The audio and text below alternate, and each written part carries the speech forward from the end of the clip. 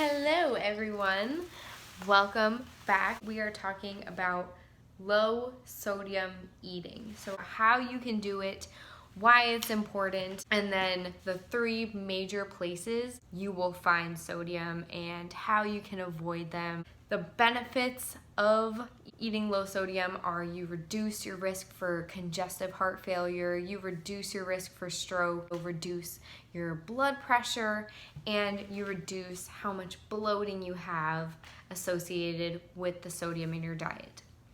Sodium is another term for salt, so it's just talking about how much salt you will find in your food, and you can easily track that by looking on the back of the label. So you will see on here, it's right under the cholesterol. It says sodium. You just want to look at it's super blurry, but right here on the nutrition label, and you just want to look at the amount of milligrams in your food.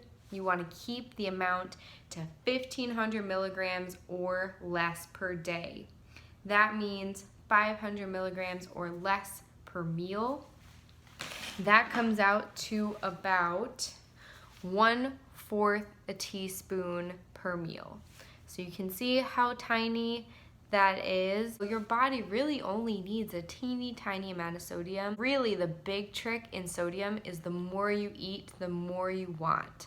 Once you start tapering back on how much sodium you're eating, it becomes easier and easier. Once you start experimenting with different flavor techniques and styles of cooking, that you don't need all that salt. And the health benefits, really, when you think about low risk for acute and chronic diseases, the quality of your life is much better when you're not feeling like you're stuffed and bloated in your own skin. It is really worth making this tiny little change in what you're eating. The number 1 place where sodium hides in our food is processed foods. So these are things where you see the product in the store and you can't really imagine the fresh version of that product. That's a lot of words just to say these are very highly processed foods that we're talking about here. Things like chips and deli meats and baked goods, takeout food from restaurants, cheese and condiments. Cheese, very high in sodium. Condiments, very high in sodium. Hot sauce, ketchup, dressings, and soy sauce, they're all very high in sodium, and you want to make sure you're looking at that label. So you want the low sodium or reduced sodium version.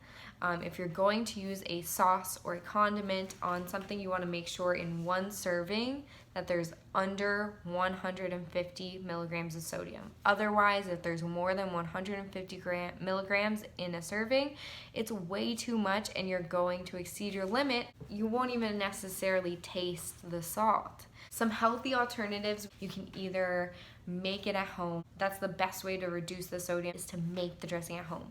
Or you can get a very low sodium brand. Good alternative for chips would be the baked low sodium variety. Popcorn, if you get it in the kernels instead of buying it already popped, there's so much less sodium and you can control the flavors once you pop it. You can add nutritional yeast, mustard powder, cayenne, garlic powder, really there's so much opportunity to add flavor other than salt. If you're gonna get nuts, you wanna get the unsalted varieties. That includes nut butters as well, because nuts are delicious on their own. They're one of those things where you don't need the salt at all. Baked goods, either omitting baked goods and having something like fruit to satisfy your sweet tooth, or you could make sure you're getting something with a label so that you can read that label and make sure, okay, this is under 500 milligrams of sodium. I'm not going to exceed my limit for this, so I can eat it. The number 2 biggest resource for sodium in your food that you're eating is canned food. Because it's used as a preservation technique, there's a few ways you can combat. Buy the low sodium variety. You want to make sure that it says not reduced sodium, but low sodium. They're 2 totally different terms. So if it says low sodium, that's a better option. You could also just buy the can, dump it into a colander, rinse off the food before you're about to eat it. That will take away a good amount of the salty brine. And then also the best opportunity to reduce the sodium in the canned food is to omit the canned food in general and go for fresh or frozen. Those are naturally very low in sodium. So when you can, fresh or frozen, but if you can't, go for low sodium or rinse it off.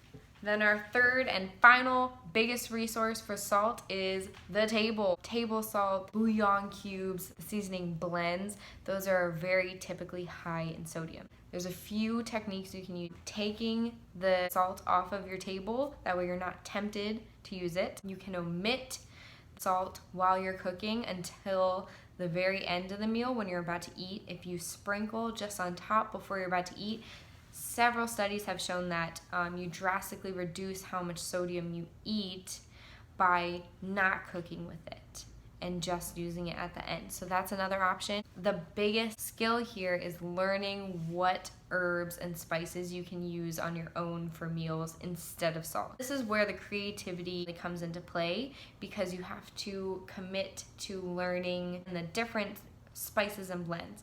Two really good brands that I recommend are Mrs. Dash and Flavor God. They have tons of different pre-made blends that have 0 sodium/salt in there, or you can make it on your own. I'm going to link a little recipe sheet in the description below, and it'll have some of my favorite beginner seasoning blends for you, some for seafood, meats, different vegetables, etc., so you never get bored. And then of course, always make sure that if you're using a bouillon, that it is low sodium. If you're ever going to use a bouillon or a seasoning blend that isn't the 2 brands I just told you about, you want to make sure you look at that nutrition label, because they hide so much sodium in there. So you either want to look online, or you want to make sure that you go to the grocery store and really just set a day to discover. Literally just looking at labels and deciding what are safe brands and what are brands we're going to stay away from.